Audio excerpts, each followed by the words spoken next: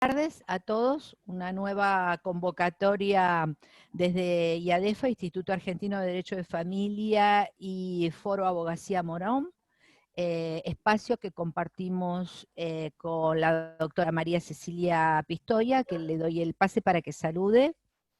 Sí, bueno, muchas gracias, Claudia. Bueno, bienvenida, por supuesto, le doy a los disertantes de hoy, al doctor Colavita, a la doctora Riera, a los colegas que integran tanto el equipo académico de IADEFA, de Foro Abogacía Morón, y de todos los colegas que se van sumando, especialmente los días viernes, a estos espacios académicos. Muchas gracias a todos. Los invitados del día de hoy son los doctores Paulina Cecilia Riera y el doctor Gabriel Alberto Colavita. Ambos son consejeros de familia del Juzgado de Familia número 5 de Mar del Plata y docentes de la Universidad Nacional de Mar del Plata. El tema que nos convoca hoy son las vicisitudes en el marco de la etapa previa, intervenciones de los distintos efectores, y dejamos paso a los disertantes que seguramente nos van a transmitir todas sus experiencias. Doctores, los escuchamos, bienvenidos. Bueno, muchísimas gracias.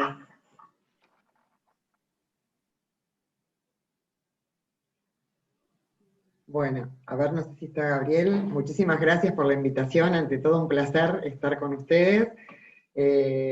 Acá estamos un poco nerviosos porque no estamos acostumbrados en Mar del Plata a este tipo, bueno, aparte de todo, nos tenemos que acostumbrar a este tipo de comunicación. Pero bueno, un placer como siempre y muchísimas gracias. A ver, voy a ver si Gabriel, no sé si está. ¿Puede ser que se vuelva a conectar con el nombre de Gabo, Gabriel?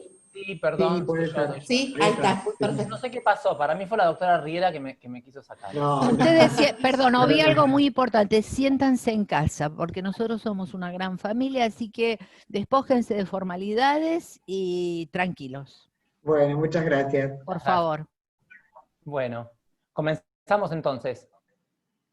Bien, voy a compartir pantalla, si les parece bien. Ah, no estaría pudiendo. No. Ahí ya está autorizado para compartir. Bueno, muchas gracias. Bueno, nuestro objetivo básicamente con Paulina, con quienes trabajamos, como decía la doctora, en el Foro de Familia, en el Juzgado de Familia número 5, a cargo de la doctora Obligado, es un poco compartir cuestiones relativas a nuestro diario hacer, y desde ahí poder pensar y compartir también cuál es nuestra experiencia y nuestro punto de vista y nuestra intervención. Y también cuáles son los fundamentos de esta intervención. Básicamente nosotros ponemos vicisitudes en la etapa previa, pero nos preguntamos si solamente el consejero de familia debe intervenir en la etapa previa. Y nuestra respuesta, digamos, no tiene más que búsquedas y más preguntas aún respecto de cuáles son las intervenciones que debemos hacer. Y además, cuáles debemos hacer todos los efectores que formamos parte de este trabajo en la etapa previa, cada cual desde su rol, y también en distintas intervenciones que la figura del consejero de familia, por el ensanchamiento que ha tenido en los últimos años, tiene, y el vínculo con demás efectores, entre ellos, por supuesto, con más abogados y abogadas que formamos parte del equipo, cada cual desde su rol. Bien, desde aquí lo que pensamos es dónde están y desde dónde se desprenden, digamos, las exigencias para las intervenciones de los distintos efectores y cuál es el ensanchamiento de dichas exigencias. Claramente a la luz de un paradigma de una justicia de acompañamiento, de una justicia colaborativa, digamos, diferente, una justicia que cada vez va mutando más en el acompañamiento de las personas sufrientes. Desde ahí, por supuesto, las exigencias son mayores y tienen un fundamento específico. Cargamos entonces con esta pregunta y los primeros que nos cuestionamos, de hecho hoy tuvimos una experiencia a la mañana muy intensa, que nos cuestionábamos qué más podemos hacer o qué podemos repensar y digamos, volver sobre nuestros pasos para hacer pasos nuevos.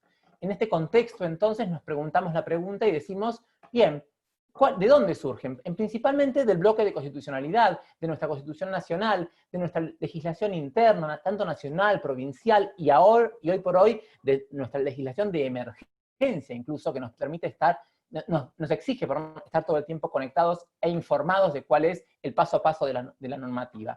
Los estándares internacionales, algunos dicen, bueno, no son estándares internacionales, son estándares constitucionales, son estándares convencionales que exigen que cada uno de los efectores tengamos en nuestra función, bien, así como las normas, en materia de, no sé, alimentación, están las ISO 2000, bueno, en materia de derecho, en materia de derecho de familia en particular, están los estándares internacionales o convencionales o constitucionales, y en particular las exigencias nutridas, planteadas por la jurisprudencia de la Corte Interamericana de Derechos Humanos y del Tribunal Europeo de Derechos Humanos, que como todos ya sabemos, la Corte de Nación, desde el caso Firmenich, ha dicho que son pautas de interpretación al momento de nuestras intervenciones. Y desde aquí entonces pensar en cuáles son esos estándares. Bien, la perspectiva de género, pensemos en, por supuesto no vamos a desarrollar fallos, pero sí pensemos en los criterios estándares de la exigencia, tanto de la Corte Interamericana de Derechos Humanos, en el expediente Rosendo Cantú, recordemos esta joven de pueblos originarios, con interseccionalidad de vulnerabilidades, por ser mujer, aborigen, bien digo, activista y reclamadora de sus derechos, y arrasada en su patrimonio, en su persona y también en su familia. Opus versus Turquía del Tribunal Europeo de Derechos Humanos, que marca concretamente la perspectiva de género en materia de violencia familiar, lo mismo la perspectiva de género al momento de abordar el proceso médico en IB versus Bolivia. Y esto es una cuestión que nos aplica también al derecho de familia y al fuero de familia en particular, cuando nos toca trabajar, por ejemplo, con violencia, con personas vulnerables, con salud de las personas y, por supuesto, con las familias. Para esto, entonces, marcamos el interés superior del niño, ya sea en el fallo Fornerón, que por supuesto todos conocemos, en todos los criterios, ¿no es cierto?, que marcan el fallo Fornerón, es decir, no solamente los vinculados con la adopción, sino también con todos los procesos en los que haya niños, niñas y adolescentes. Y por supuesto, se nos exige también en cada una de nuestras audiencias, en cada una de nuestras peticiones, en cada una de nuestras decisiones. Marcamos ahí Salek Bardi, por supuesto, todos estos fallos, por supuesto los que ya conocemos todos, pero algunos otros hicimos el resumen, después se lo mandamos a la doctora Hipólito para poder compartirlos y tenerlos a la mano, y los que ya lo tienen, bueno, lo pueden descartar. Muy bien, entonces, estos dos fallos, tanto el del Tribunal Europeo como el de la Corte Interamericana, condenan a Argentina y a España por criterios bastante similares respecto de niños, niñas y adolescentes. El superior interés del niño, entonces, el respeto de las diferentes formas de familia, como vimos nosotros, tanto en Atala Rifo versus Chile, al momento de hablar de la identidad sexual y el rol parental, como en Artavia Murillo, vinculado a cómo planificar mi familia. Bien, es un parámetro que debemos tener en cuenta en cada una de nuestras intervenciones. Las exigencias se ensanchan más y nos exigen un plazo razonable. Sabemos que los conflictos de familia pueden durar años, pero el proceso de familia no puede durar años. Este conflicto de familia debe tener decisiones en el medio, debe tener acuerdos, y si no tiene acuerdos debe tener decisiones cautelares. Y además de decisiones cautelares, tiene que tener decisiones definitivas en el sentido de ponerle fin al proceso, pero no definitivas para el conflicto. A veces son sentencias, como ya todos conocemos, abiertas, que exigen una continuidad, y por lo tanto, la exigencia de las intervenciones de los consejeros de familia van más allá de la etapa previa, y van más allá incluso del proceso específico de familia en estas etapas que todos conocemos. Bien, aquí entonces el plazo razonable desde Furlan versus Argentina del 2012. No hacer chicles las etapas previas, no hacer chicles las intervenciones es muy interesante, porque acompañar la maduración del conflicto, para los que son mediadores, lo van a explicar mejor que yo, por supuesto, también sugiere desde la intervención jurisdiccional decisiones frente a la ausencia de acuerdos. Una intervención interdisciplinaria, también como exigencia de la Corte Interamericana de Derechos Humanos en Ximénez López versus Brasil.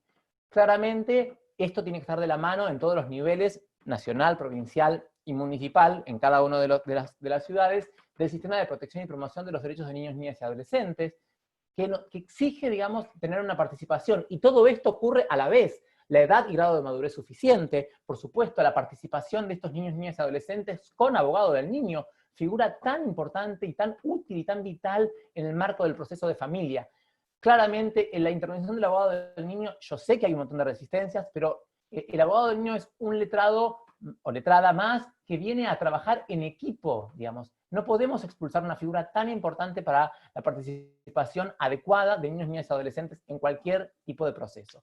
Claramente la corresponsabilidad con el resto de los poderes del Estado, las ONG, los clubes, las escuelas, con todos los que formamos parte de la conflictiva. Y por supuesto, las bases para la reforma del proceso de familia, como doctrina, digamos, pero doctrina que va encaminada a fundamentar, digamos, planteos legislativos que modifiquen nuestra normativa. Que no tengamos que interpretarla, sino que tengamos a la mano la normativa adecuada para poder flexibilizar esto. y claramente cada uno de nosotros como pilares dentro de esta pared, ¿verdad?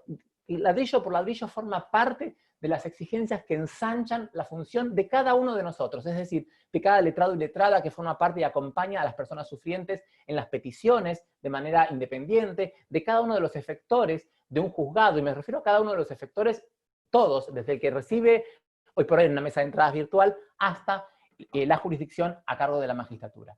Bien, estos son los contextos, y en este trabajo en equipo, digamos, en un paradigma de justicia colaborativa, de justicia de acompañamiento, cada uno desde su rol trabaja en equipo, ciertamente.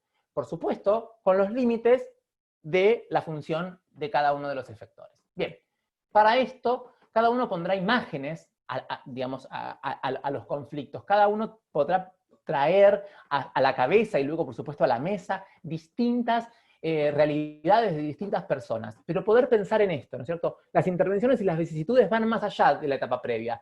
La etapa previa en el proceso de familia, la etapa previa que se vincula con la salud mental, la etapa previa que se vincula con el sistema de niñez, con la violencia familiar, claramente el rol del consejero de familia, pero además el rol del consejero de familia en equipo con los y las letradas que intervienen en los procesos de familia y procesos especiales del fuero de familia, ya se ha ensanchado. Las exigencias no pueden limitarse, digamos, a un periodo de tiempo exclusivo. Es el periodo de tiempo de la etapa previa, de conocimiento con lo que dispone el juez, de ejecución, violencia familiar, salud mental, niñez, procesos especiales tales como amparos, incluso procesos especiales cuyo objeto deba ser innominado por tutela judicial efectiva, que deba tener una forma adecuada al conflicto que se trate. Concretamente en este sentido, y con esta vehemencia y con estas exigencias internacionales, decimos, avanzamos en aquellos supuestos, en aquellas intervenciones. Bien, entonces, desde ahí pensemos casos juntos. Pongamos nosotros las imágenes,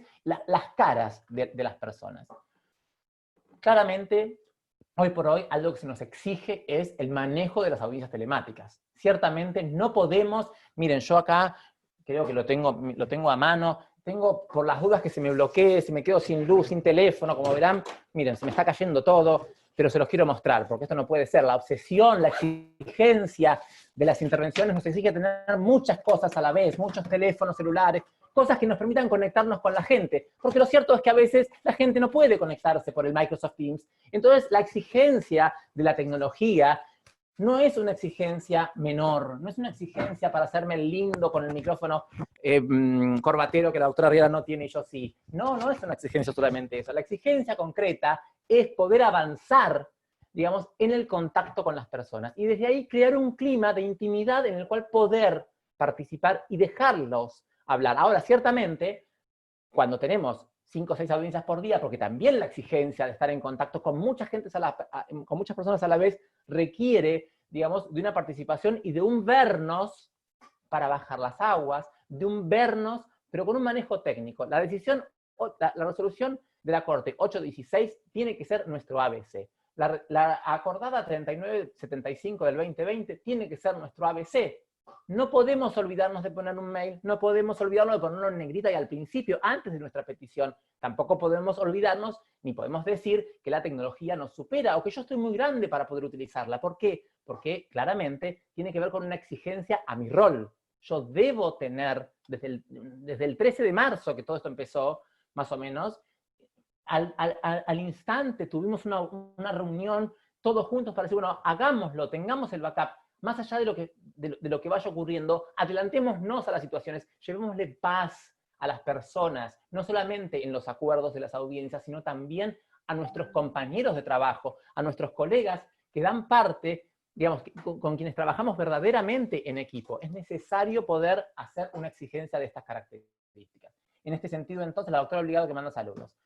En este sentido, entonces, avanzamos y el manejo de toda la normativa, de todas las resoluciones de la Corte actualmente que se vinculan con esto, son necesarias establecerlas. Bien, entonces, en este contexto tenemos que pensar claramente que debemos manejar esta normativa y, por supuesto, también. Y la creatividad en las conexiones. Yo todo esto que les mostraba de las cuestiones de los dispositivos tecnológicos, también les puedo mostrar una latita que uso que tengo por ahí para poder poner este trípode. Entonces vamos como ingeniándonos para poder tener una cercanía con las personas, para poder, por ejemplo, intervenir en procesos de violencia familiar, donde nos permitan tomar un artículo 11, y bueno, una persona yendo al trabajo, el abogado desde su estudio, mandándole el certificado con firma digital por WhatsApp, para que pueda llegar al juzgado, perdón, a su trabajo, cuestiones que tengan que ver con la cercanía de las personas, claramente con creatividad, pero también con fundamento internacional. No es que somos personas vehementes, medio loquitas y que queremos hacerlo. Esto tiene cada uno de los pasos tiene un fundamento legal concreto. Bien, avanzamos entonces, pensamos, el deber de información. Si yo tengo una persona conectada, debo poder brindarle toda la información. Para eso tengo que poder tenerla, es decir, yo tengo que poder tener cada uno de los celulares de cada una de las unidades de defensa civiles y de familia, de cada una de las personas que forman parte de la guardia del consultorio jurídico gratuito. Tengo que tener los celulares, es mi responsabilidad como efector jurisdiccional tenerla a la mano cuando alguien se conecta y no tiene abogado. Esto hace al derecho constitucional del debido proceso, a que el proceso se respete y Fornerón no nos vuelvan a condenar. Se respete con estos fundamentos internacionales. Fíjense, simplemente el tener un celular a mano. Hay personas que dicen que somos un poquito intensas, ciertamente somos un poquito intensas, pero somos intensos con fundamento jurisprudencial, con fundamento legal, exigencias para todos los operadores jurisdiccionales. Justicia anamnética. Claramente nuestra intervención tiene que reconocer a la víctima y poder, en cada uno de nuestros acuerdos, reconocer el sufrimiento, que sane el pasado, pero que proyecte un futuro, de manera tal que se restaure en el acuerdo, en mi audiencia pequeña, en la que acuerdo un sistema de comunicación, en aquella audiencia que dice la doctora Folonier, que es una de las secretarias, de esa etapa que nadie se entiende. No, claramente es una etapa con exigencias formales, con exigencias que nos hacen presente en cada uno de los derechos vulnerados de las personas o de cada una de las personas sufriendo. En este contexto, entonces, vamos a pensar en el primer supuesto. Uno de los supuestos que me vino a la mente, ¿verdad? Es el supuesto de, y yo creo que estoy poniendo el supuesto de Débora, porque estoy como tachado, y estoy primero con el de Sara. Bien, Sara y Mario. Sara y Mario, ¿por qué pongo justicia anamnética? Sara y Mario son dos padres nutrientes. Hay un primer acuerdo en el cual hay un acuerdo del sistema de comunicación, un contacto, intervención del equipo técnico, padres nutrientes, nos dice el equipo técnico, en la evaluación. Informes, de esos informes surge violencia histórica en Sara, violencia histórica en su historia de vida en Sara. Un progenitor y una progenitora que tienen un vínculo tóxico, un vínculo en el que juntos son dinamita. Sara, víctima de violencia familiar desde los 13 años, con una apariencia, digamos, absolutamente fuerte. Exigencia a los operadores, exigencia de un trabajo desestereotipado. Es decir, cuando uno piensa en una persona víctima de violencia familiar, no puede pensar en una persona con un perfil bajo. Existen personas vulnerables, por supuesto, que se nota, pero hay personas que son vulnerables y que no se notan, ¿verdad? A primera vista. Hay que poder sondear, y para eso la intervención de nuestro equipo técnico. Esa voz que trae en la historia, ese registro de nuestro equipo técnico, debemos hacerlo valer, y para eso construir, digamos, acuerdos que hagan a una justicia que acompañe el conflicto judicial. Entonces, padres, violencia entre los adultos, padres nutrientes en lo individual, pero juntos tóxicos. Y por lo tanto, colocaban en el conflicto al pequeño Stefan, que es un bombón aparte de Nenito. Necesidad de sostener el contacto. Entonces, acuerdo frente a esto. Tensiones, acuerdos que se boicoteaban, historias, una progenitora, digamos, más presente en lo visual, en lo ruidoso, y un progenitor más calladito, que las bombas las mandaba por abajo. Todo esto salía ¿de dónde?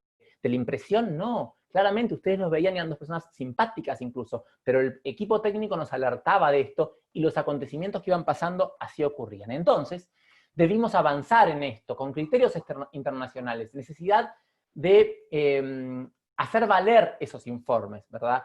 Necesidad verdaderamente de tenerlos presentes, la interdisciplina. El estándar internacional no es solamente una exigencia, podemos hacerlo con el equipo técnico, pero también podemos hacerlo con audiencias técnicas, que ya la vamos a ver en el caso de Débora y de Gastón. Avanzamos entonces. Audiencias con un acuerdo definitivo. Solicitud de tutela judicial, perdón, ausencia de un acuerdo definitivo. Y una solicitud de una tutela judicial efectiva.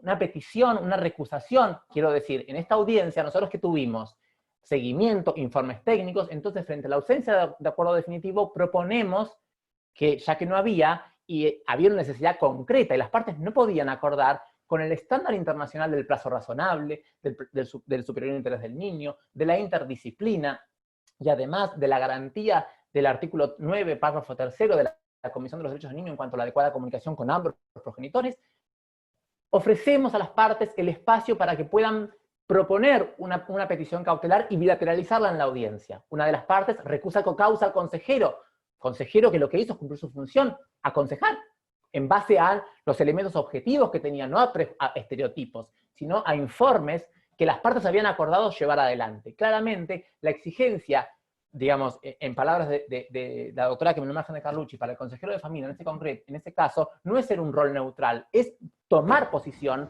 pero no una posición caprichosa, sino una posición fundada en elementos objetivos. ¿Cuáles son? Los informes de los proyectos interdisciplinarios. Por supuesto, esta recusación con causa fue rechazada y la petición efectuada por una de las partes de tutela judicial efectiva fue llevada a cabo a través de, fíjense qué creativa la juez en este caso, un sistema de apoyo provisional jurisdiccional para el ejercicio de la responsabilidad parental, en el cual debíamos garantizarle a Sara un patrocinio letrado gratuito a través de la unidad de defensa, tratamientos psicológicos porque no tenían recursos, ambos, la intervención del Estado a través del sistema de salud, un sistema de comunicación y seguimientos, donde el centro de operaciones sea, en principio, el juzgado, y luego fue mutándose para los operadores de cada uno de los progenitores y el acompañamiento por ejemplo, la unidad sanitaria del barrio, el Hospital Público de la Ciudad de Mar del Plata, cuestiones que avancen en un diseño a mano, digamos, ajustado la forma a este caso en concreto. Por supuesto, la etapa previa se clausuró, de todas maneras, porque lo cierto, y ahora está para preliminar, pero digo, fíjense, avanza el expediente, plazo razonable de la etapa previa, pero no se quitan los efectores. Todos vamos trabajando en la construcción de esta solución o de esta herramienta pacificadora para esta familia. Bien, entonces, exigencias en nuestras vicisitudes, creatividad en las formas y la suficiente mutabilidad para que cuando la forma deja de servir, cambiarla por otra. Bien, avanzamos entonces. Crisis actual de esto, ¿verdad? Hoy por hoy continúan en crisis. Hoy por hoy sigue mutando, pero sigue mutando el conflicto, el proceso en etapas razonables, avanza de todos modos porque es necesario dictar una sentencia técnicamente definitiva. Entonces, avanzamos con otra caso. Flexibilidades. Débora y Gustavo, Luz y Lucero, creativos para ponerles nombres a sus hijas, Luz y Lucero, estos son los únicos dos nombres reales. Débora, digamos que pongo Débora porque el apellido de esta señora es del Corral. Salud mental, responsabilidad parental, creatividad de la abogada de Débora en audiencia de etapa previa. Propuesta superadora de la abogada formada, criteriosa, con una visión que nos permitió, con estándares internacionales, diseñar a mano un sistema de comunicación, un plan de parentalidad para Luz y Lucero. Avanzamos entonces, en este sentido, etapa previa, salud mental, sistema de niñez. ¿Y por qué marco estos tres? Porque lo cierto es que hubieron más crisis que hicieron que el sistema de protección y promoción de derechos de niños, niñas y adolescentes intervenga de manera abrupta. Y veamos cómo. Entonces, avanzamos. Primera audiencia, acuerdo provisorio de contacto. Audiencia de seguimiento, traslado para evaluar. En una audiencia de seguimiento de cómo fue el régimen de comunicación, vemos que Débora empieza a hablar de cuestiones como, por ejemplo, ser pariente de Débora de Corral.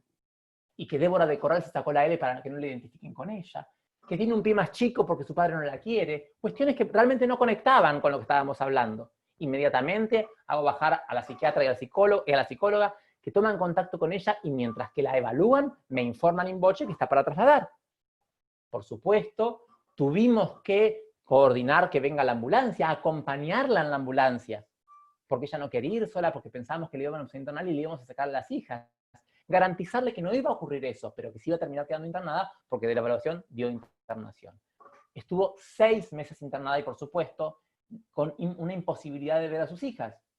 Claramente, luego de la externación dispuesta por el equipo interdisciplinario, debimos crear un sistema que acompañe a un grupo de vulnerables. Interseccionalidad, Rosendo Cantú, perspectiva de género, mujeres, niñas, Luz y Lucero. Mujeres, progenitora, Débora.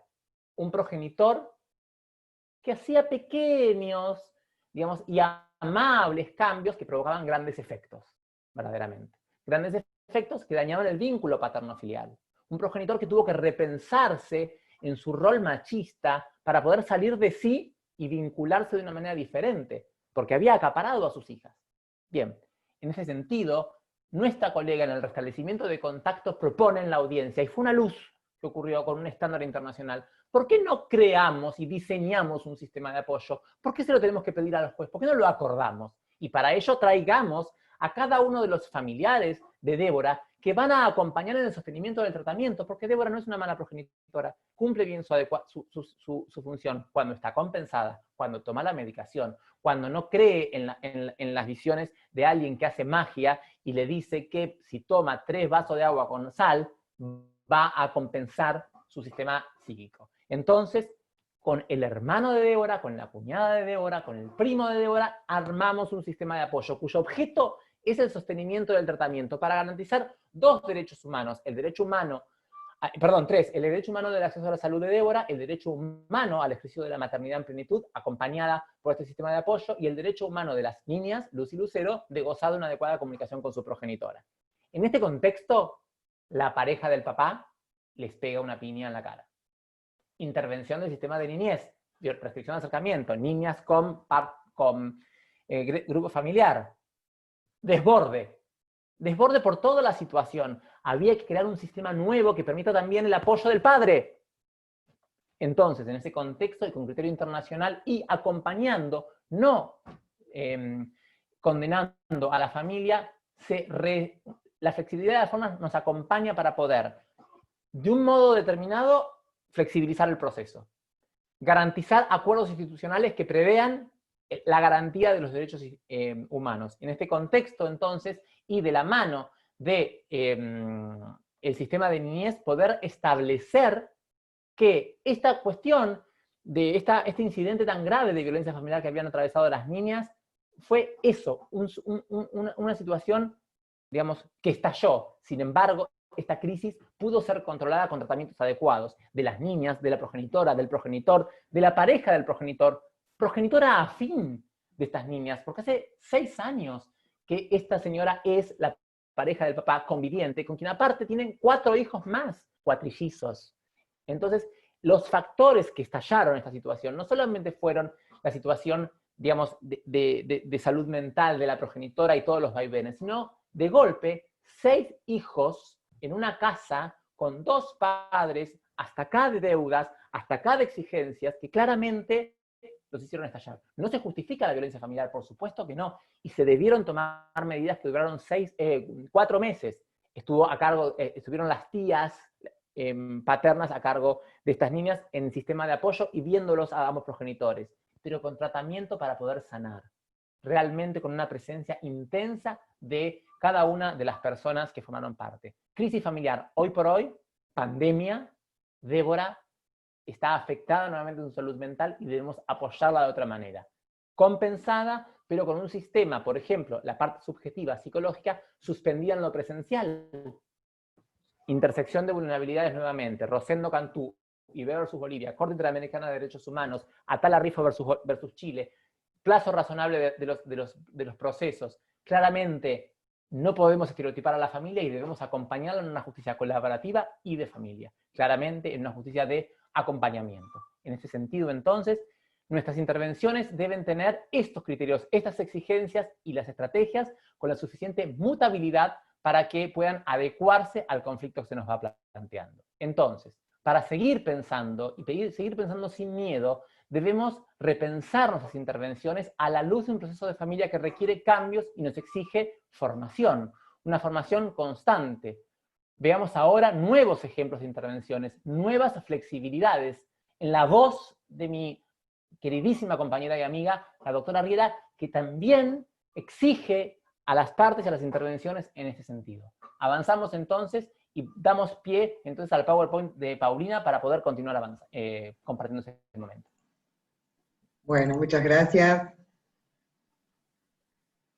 Ahí estamos, ¿eh?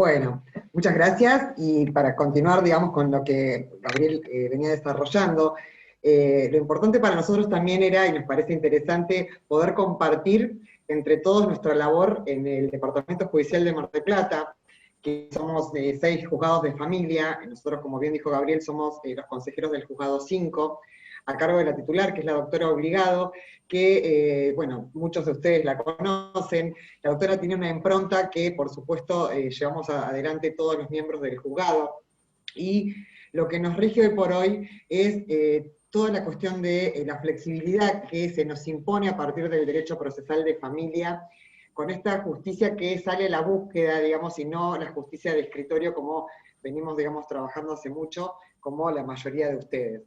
Por eso la importancia de repensar el rol del consejero, que no la podemos limitar a la etapa previa, porque además vemos como todo se relaciona, y sobre todo porque el análisis de cada crisis familiar, y tenemos que encontrar una respuesta a esa crisis familiar.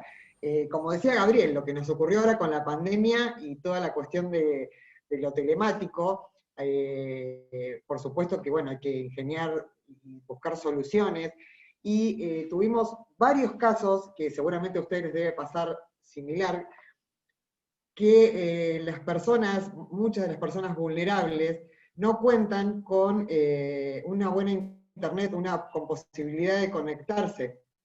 Por ende, se verían cercenados todos sus derechos, incluso el derecho, digamos, a tener una audiencia con su señoría. Y estamos hablando de procesos de violencia familiar, de artículos 12, de niños, niñas o adolescentes, y motivo de ello es que la doctora autorizó, digamos, y ordenó incluso, pero con una excelente recepción por parte de la policía local y de la policía de la provincia, para que acerquen un móvil, un teléfono celular, para poder hacer la audiencia a través de una videollamada con el teléfono del policía.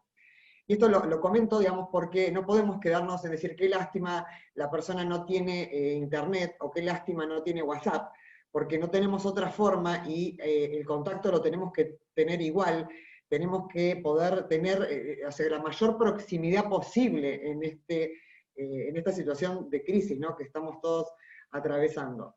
Y realmente, a partir de la corresponsabilidad institucional, hemos encontrado una respuesta excelente por parte de las fuerzas de seguridad, de las ONG, de los CPD, del equipo de atención al niño en riesgo, que trabaja activamente en Mar del Plata, específicamente poniendo el cuerpo, digamos, ante estas situaciones que es inevitable no ponerlas, por supuesto respetando todas las medidas de seguridad, ¿no? Entonces, con respecto a esto, lo que queríamos plantear con Gabriel es el rol que tenemos nosotros en el acompañamiento de la crisis familiar.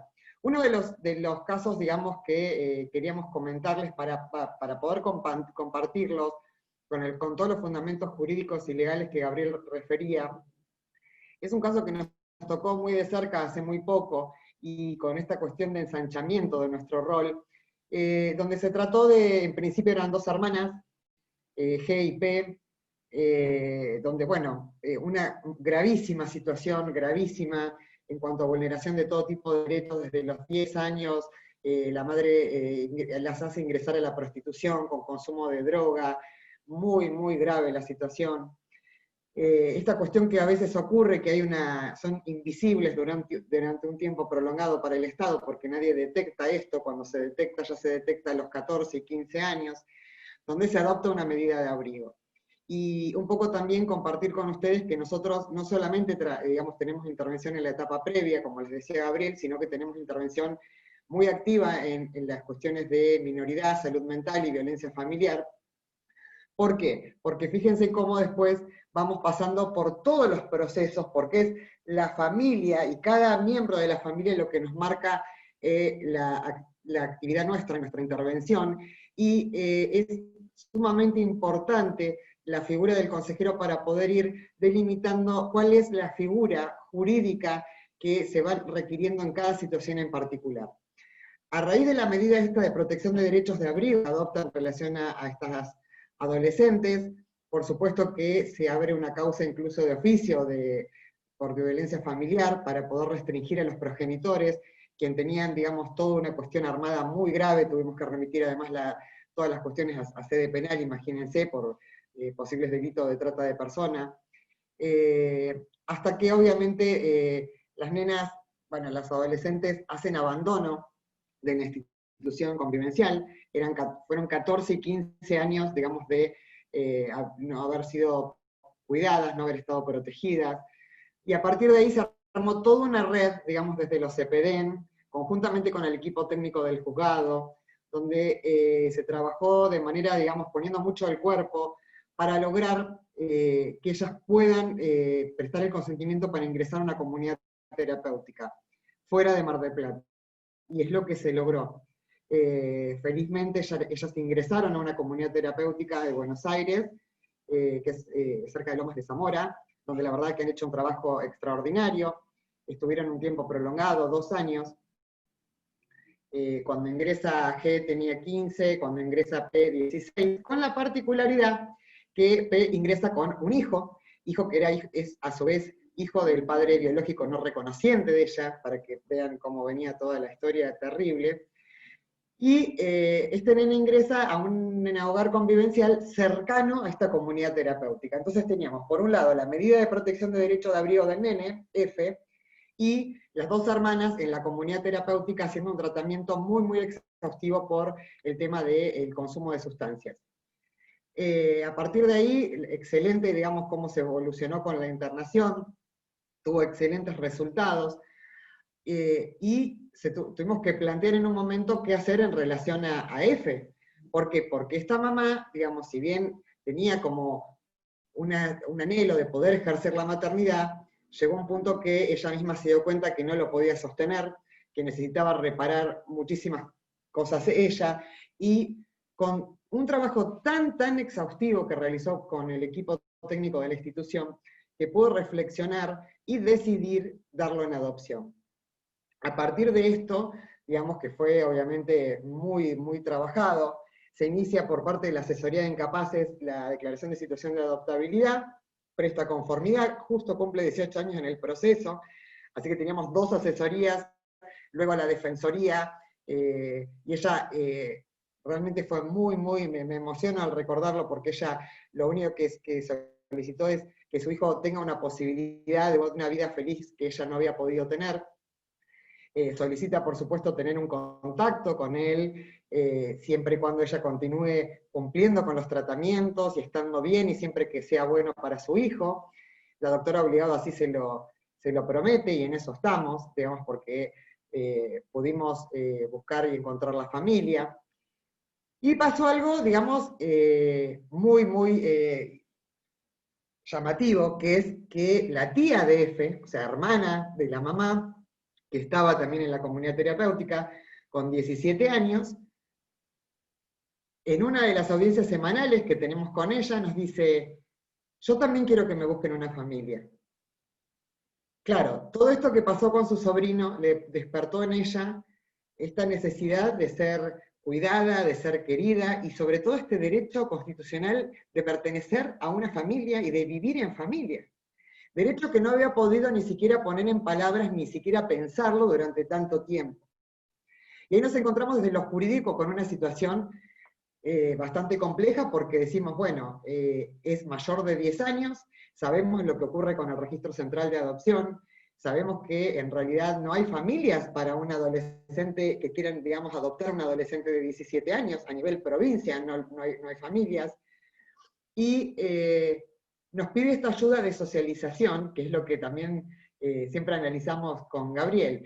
La socialización se puede dar de manera natural, como muchas veces ocurre, y cuando no se da de manera natural, tenemos la obligación nosotros, en nuestro rol de consejeros, de en ese momento vehiculizar y articular para que a través del abogado del niño, de la asesoría, ella pueda realmente hacer uso de este recurso y lograr entre todos la socialización jurisdiccional, que así lo llamamos. ¿Por qué? Porque si bien el registro no cuenta con familia, con que quiera adoptar una chica de 17 años, tenemos que pensar qué hacer.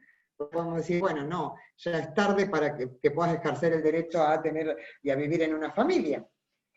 Entonces, a partir de F, ¿cómo se maneja Mar del Plata y por qué nuestra intervención? La situación de adaptabilidad, por supuesto que tenemos la misma cuestión que toda la provincia de lo que tardamos buscando a los padres biológicos generalmente en este tipo de procesos, buscándolos por todo el país. Entonces, siempre, mientras tanto, la doctora Obligado dicta una medida cautelar de convivencia familiar, donde no busca cualquier familia para que lo tengan en mientras tanto, digamos, porque el mientras tanto puede tardar 1 año, 2 años, sino que la familia que se selecciona es una familia del registro de adoptantes. Y a partir de ahí comienza y se efectiviza el derecho a la convivencia familiar, en paralelo a la adoptabilidad. Y hasta llegar, obviamente, finalmente, con el dictado de guarda con fines de adopción, y luego la adopción. Pero ¿qué pasa con G? Que no podemos hacer esto porque no hay familias que quieran vincularse con ellas de las que están en el registro. Entonces aparece lo que venimos trabajando hasta acá, de los pedidos de convocatoria pública. ¿Convocatoria pública para qué? ¿Para una guarda con fines de adopción? No necesariamente. Lo que ella quiere es poder vivir en un ambiente familiar y ser parte de un ambiente familiar.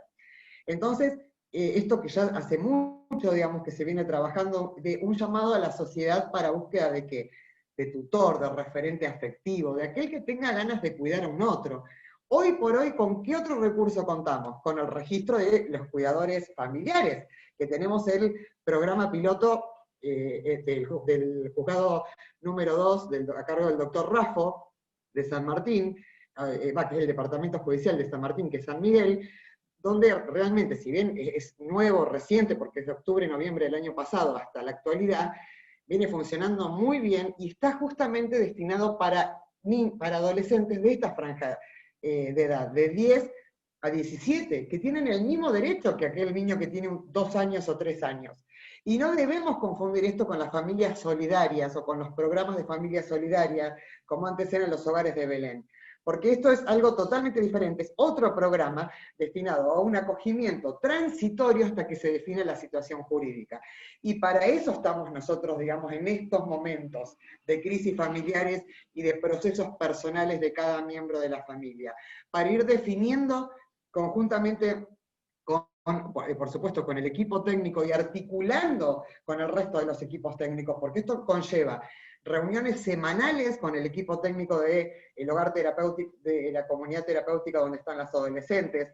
¿Con quién? Con el equipo técnico del hogar de abrigo que se encuentra F, porque todos tenemos que trabajar de manera articulada, con los abogados del niño de ambas, con las asesorías de incapaces, y así definir para cada uno la figura jurídica acorde y que sinceramente le va a lograr o intentar acercar, dar una respuesta que sea la que se acerque más al derecho que quieren tutelar. Entonces, en el caso de G, en eso estamos, porque todavía no encontramos la familia, pero la estamos buscando, así que la vamos a encontrar, vamos a continuar en la búsqueda, y ya les digo, buscando todos los recursos posibles, pero siempre desde ese rol y desde ese lugar. Ella sabe cómo vamos con la búsqueda, porque por supuesto que al tener 17 años con la capacidad progresiva, se le va contando absolutamente todo. Y esto también, digamos, lo traigo para aporte para aquel que esté interesado, porque sinceramente la cuestión de los cuidadores familiares es muy interesante, porque prevé hoy por hoy dos posibilidades, que sea con convivencia familiar o sin convivencia familiar, y están todos los requisitos para aquel que tenga un interés en averiguar cómo hacer para inscribirse o para saber, digamos, algún otro dato más, en la página de la Suprema Corte. Entonces se puede directamente ingresar, que ahí les puse el link para poder ingresar. Y esto, digamos, es la idea que siempre desde el juzgado queremos transmitir como una invitación a todos, y aprovecho hoy, digamos, esta convocatoria de la cual estamos por demás agradecidos con Gabriel, y esperamos que también ustedes puedan venir a brindarnos nuestro aporte en Mar del Plata, porque creo que estas jornadas así son muy enriquecedoras, porque todos aprendemos de todos, ¿no? Y honestamente a nosotros toda la cuestión del rol nuestro en los procesos de menores nos preocupa mucho, sobre todo el no poder brindar respuesta a estos chicos y no poder efectivizar el derecho a vivir en familia, por la falta de familia, con una convicción de que creemos que, y por ahí tenemos una aspiración un poco elevada, pero creemos que es muy interesante que podamos pensar que nosotros al momento de buscar, por ejemplo, en un buscador común, como sería Google, en Internet, y poner adopción o cuidados alternativos, lo primero que siempre sale es en relación a las mascotas. Y no porque tenemos algo en contra de las mascotas, por supuesto, todo lo contrario, sabemos que hay que tutelarlas y estamos a favor de todas las organizaciones.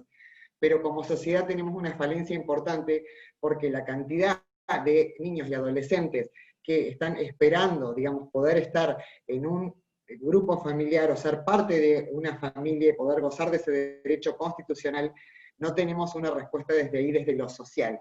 Entonces, la idea es que podamos empezar a naturalizar el tema, a plantear que en realidad tal vez la adopción no está en crisis, sino que la adopción no está pensada como para el niño más grande o el adolescente, y empezar a buscar otras soluciones y otras respuestas. Porque si no nos quedamos a medio camino.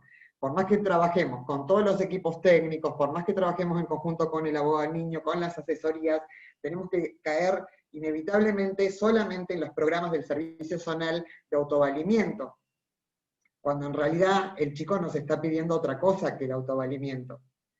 Así que a través de esto, bueno, es un poco la invitación que queríamos hacerle a todos para la reflexión, y este es uno de los inconvenientes que nos encontramos nosotros justamente en nuestro rol de consejero, porque este caso, digamos, que traemos como para compartir es uno de muchísimos que tenemos en similares situaciones y con muy poca posibilidad de respuesta concreta.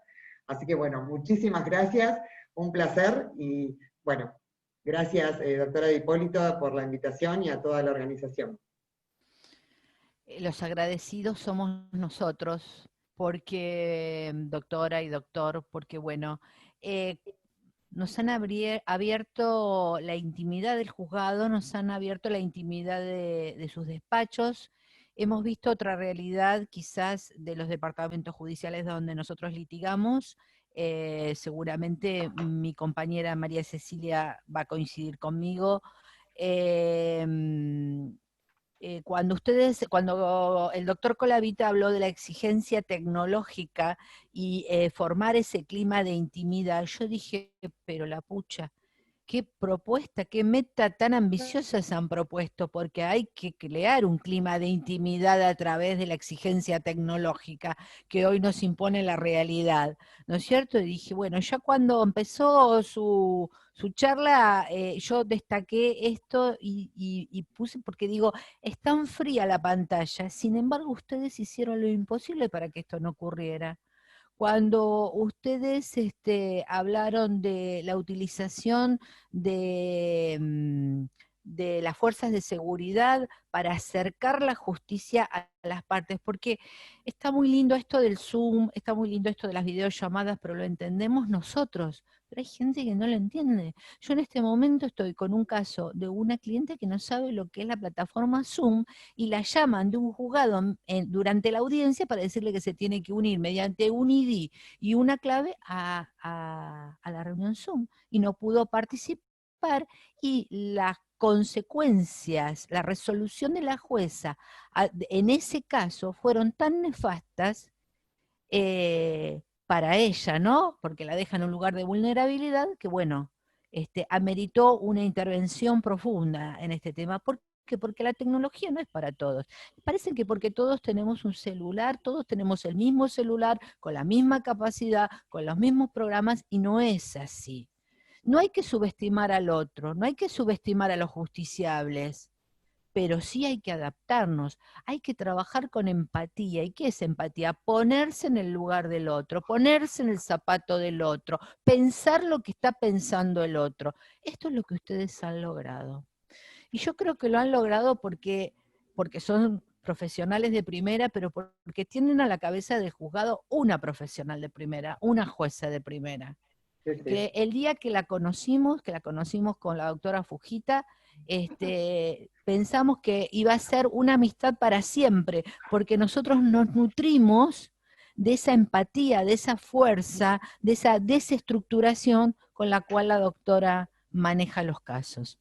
Así que yo no me queda más que que felicitarlos, destacar algunos otros conceptos en los que ustedes hablaron a lo largo de la charla, hablaron de creatividad, estoy totalmente de acuerdo, el fuero de familia es el único fuero que nos permite creatividad, hay que desestructurarse. Hace unos viernes atrás tuvimos una charla con la doctora Marisa Schneider, que es asesora de incapaces, y ella nos habló justamente de esto, de la desestructuración y de la creatividad. Ustedes hablaron de, y me encantó, Gabriel, que hayas mencionado que te tocó trabajar con una abogada criteriosa, que sabía de su oficio, y esto es lo que nosotros tratamos a través de nuestro instituto y del foro, de brindarle a los colegas herramientas para enriquecer su práctica profesional. Y si tenemos profesionales bien formados, tenemos juzgados que van a trabajar muchísimo mejor. Hablaste también de una formación constante, coincido 100%, y a las pruebas me remito, todos los viernes estamos acá trabajando para los colegas desinteresadamente, ad honorem. Hablaste de nuevas intervenciones desde la justicia, de nuevas flexibilidades, hablaron de corresponsabilidad institucional, me encantó ese tema. La corresponsabilidad institucional, la justicia no puede ni debe trabajar sola, necesita de otras organizaciones y otras instituciones sociales. Hoy justamente estaba participando de una charla de interculturalidad. Yo digo, ¿cómo tienen organizado para trabajar en otro país desde la interculturalidad, que es lo que nos debería pasar a nosotros? Nosotros tenemos también interculturalidad. Y me encantó este aporte de la doctora Riera, me encantó el caso que explicó, realmente me quedé anonadada, me gustó que la doctora hizo referencia a una institución cercana en el distrito donde yo vivo, que es Lomas de Zamora, y me encantó esto del registro de cuidadores familiares. Y por último, que nos llamó a todos a la reflexión de nuestros quehaceres. Y yo, mientras ustedes hablaban, iba publicando en las fotitos de las diapositivas que ustedes pasaban en la página de Instagram con estas cuestiones novedosas. Así que yo, mil gracias, celebro este encuentro, agradezco este encuentro. Estuvieron algunos colegas mirándolo en vivo por Facebook durante la semana, lo seguimos publicando y lo siguen viendo, tienen acceso a él y también tienen acceso en la página de YouTube. Así que yo no tengo más palabras que de agradecimiento con ustedes por ser tan excelentes profesionales y desde la práctica habernos ayudado a nosotros, a los abogados que litigamos. Cecilia. Muchas gracias, Claudia. Realmente favor, muchas gracias por favor. a todos, a todas. Nosotros una cosa que justo nos estábamos mensajeando mientras que hablaba la doctora Di Ippolito es, hay un dato que es importante para nosotros, por lo menos en la exigencia profesional, que es la de, por ejemplo, nosotros no vamos a poder garantizar la adecuada comunicación de progenitores, ni la adecuada comunicación, ni la vida familiar de nadie, si nosotros dentro de nuestra organización no tenemos una adecuada comunicación. Cuando la doctora Di Ippolito remarca la presencia de una juez con dirección, la juez con dirección que decide la intervención de un consejero de familia o de una consejera de familia en un proceso del cual no es natural, decide otorgarle a ese consejero de familia desde sus facultades, todas las facultades dentro de ese proceso. Y eso tiene que ver con el valor, la ruptura de un paradigma en el cual el consejero de familia es una persona intocable, que solamente se lo puede, digamos, es lo que yo registro muchas veces. Claramente yo entiendo que cuando me refiero a esta causa de una abogada del consultorio jurídico gratuito, me refiero a una, pero ciertamente nosotros tenemos un trabajo muy cercano con nuestros colegas, porque entendemos que en el equipo de trabajo los formamos los abogados y abogadas de las partes, nosotros desde nuestro rol jurisdiccional, por supuesto, en nuestro rol de consejeros de familia, pero no solamente porque entendemos que es un paradigma y una exigencia legal el hacerlo de esa manera, sino que además, tanto Paulina como yo, previamente a trabajar en el juzgado de familia, hemos ejercido la profesión durante casi 10 años, y realmente entendemos que la labor mancomunada y en equipo, realmente en equipo, cuando me decimos en equipo es cada cual con su diferencia en las posturas, dentro de un planteo en una jurisdicción, cada cual desde su rol, pidiendo, atacando incluso a través de los recursos de reposición o apelación, las decisiones, o incluso cuestionando en las audiencias nuestros planteos, pero también, digamos, de una manera respetuosa y formada. Entonces, ciertamente nosotros tenemos el privilegio de trabajar con colegas abogados y abogadas que forman parte de un sistema de trabajo muy comprometido. Realmente nosotros no tenemos una mala experiencia, las pocas malas experiencias que tenemos son eso, pocas malas experiencias. Es que no se puede trabajar mal con ustedes, muchachos. Es imposible. Es trabajar verdaderamente en equipo. El que trabaja mal con ustedes es un necio, se tiene que dedicar a otra cosa, discúlpenme, que ponga un poquito de humor. Pero ciertamente... Son un lujo. Y esto, por supuesto que algunos pueden decir que no es obsecuencia, nosotros además de admirarla y de quererla, digamos, a Alejandra, a la doctora Obligado, es alguien que tiene el valor de construir con criterio legal y con fundamento científico, digamos, y figuras nuevas, digamos, pensar cuando dispuso el sistema provisional, perdón, el sistema de apoyo provisional. De apoyo sí. Sí. Me olvidé de remarcarlo, pero es una de las cosas que fui tomando nota, sí. Eso quedó firme y consentido en el expediente. Nuevos abogados que vinieron después intentaron atacarlo y estaba firme y consentido. Y desde ahí pudimos articular un montón de cuestiones. Y luego empezaron, esos mismos abogados que lo cuestionaban, empezaron a utilizarlo, digamos, al espíritu, en otros acuerdos, en otros expedientes. Y realmente esto tiene que ver con brindar y construir una herramienta para el otro.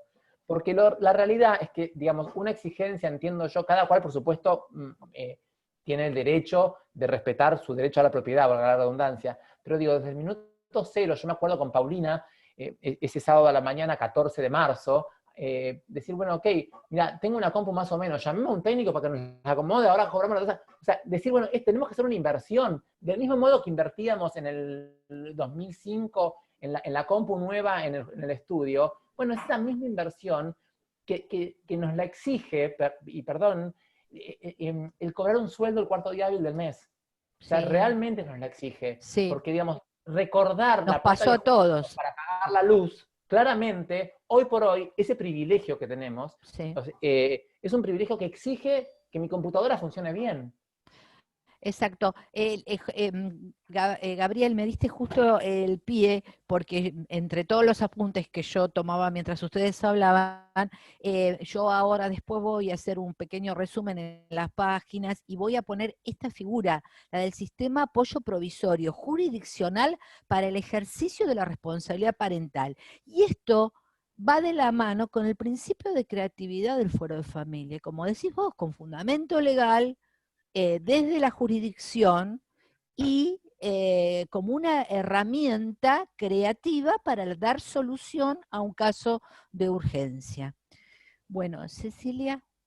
Bueno, yo me voy a sumar a tus palabras, Claudia. En principio, por supuesto, agradecerles nuevamente tanto a la doctora Riera como al doctor Colavita. Escribí un comentario muy cortito en el chat, que lo voy a hacer público en el encuentro.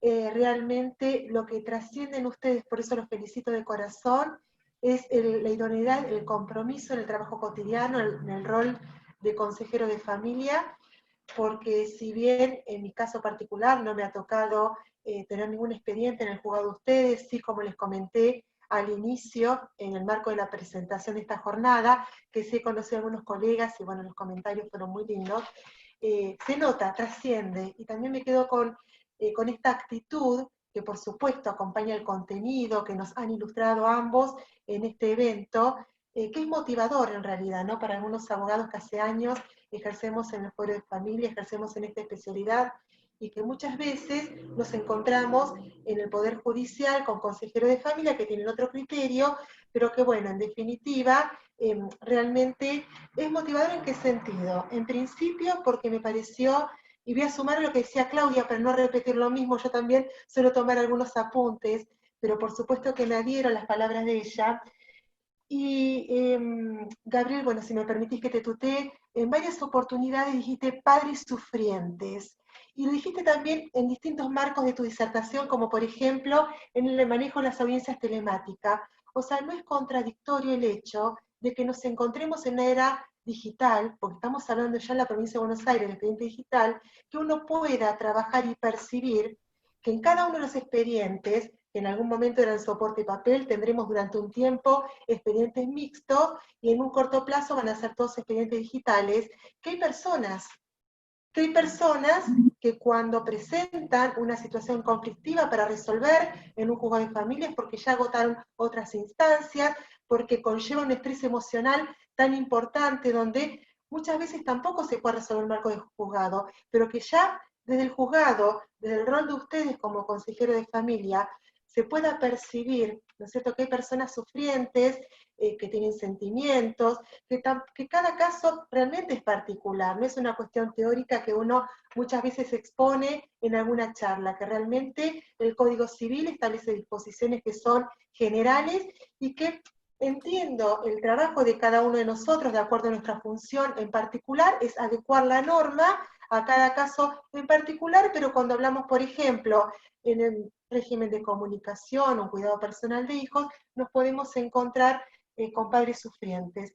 También, y voy mencionando algunas pequeñas frases para no hacer muy larga esta devolución, que voy sacando de contexto, pero creo que aún así tienen un sentido muy valioso, que es pensar sin miedo, también había dicho Gabriel.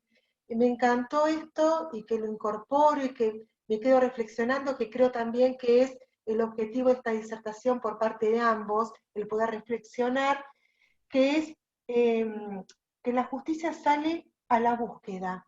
Está bueno esto, no la justicia de escritorio solamente, sino que salga a la búsqueda y el ensanchamiento del rol del consejero de familia. No solamente esa figura que nosotros conocemos, que de alguna manera se instaló en los procesos judiciales a partir de una ley, sino que existen otros roles, otras funciones, como por ejemplo el acompañamiento del consejero de familia en la crisis familiar. La función que también ustedes pueden ejercer en otros expedientes que no son tan comunes, como por ejemplo en minoridad, salud mental, violencia familiar, y también me quedo con una palabra que representa mucho, que también la mencionaste, Gabriel, hace un ratito, que tiene que ver con esto de construir. Y nosotros hablamos muchas veces que el derecho de familia se construye, ¿no? Para llegar a tener un derecho de familia que sea más justo y más digno. Y se construye a través de la ley, a través de la jurisprudencia, la doctrina, los principios generales del derecho, pero también se construye en estos ámbitos académicos que, como decía Claudia, de esta capacitación constante, nos vamos encontrando por lo general los días viernes a esta hora. Así que bueno, felicitaciones nuevamente a ambos. Muchas gracias nuevamente también por la generosidad en este momento de compartir sus conocimientos y sus experiencias. Yo por mi parte, bueno, les agradezco a todos, por supuesto a vos, Claudia, Silvina, que siempre trabaja muy atenta como anfitriona de cada una de las jornadas, y a todos los asistentes del día de hoy.